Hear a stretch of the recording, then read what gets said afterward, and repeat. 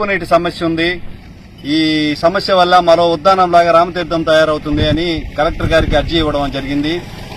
సంబంధిత అధికారులకు కలెక్టర్ గారు ఫిర్యాదు చేసి అక్కడ ఎంక్వైరీకి పంపించారు.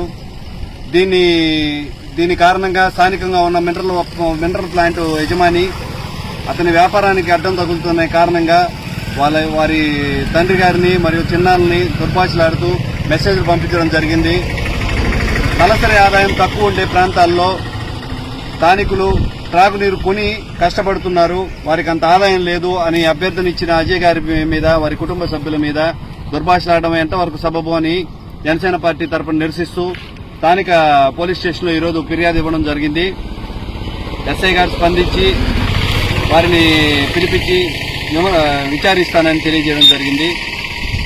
రాబోయే రోజుల్లో జనసేన పార్టీ తరఫున స్థానిక సమస్యలపైన నాయకులు గలం విప్పుతారు, వాటి పరిష్కార మార్గాలకే ఎదుగుతారు. ఎక్కడ అడ్డం వచ్చినా కూడా జన సైనికులు ఎవరు నిరాశపడకుండా మీ వెనక మీకు జిల్లా యంత్రాంగం మీకు తోడుగా ఉంది. స్థానిక సమస్యలపై మీరు పోరాడాల్సిన పరిస్థితి ఈ రోజు ఉందని నేను తెలియజేసుకుంటూ విరమిస్తున్నాను. జై జనసేన.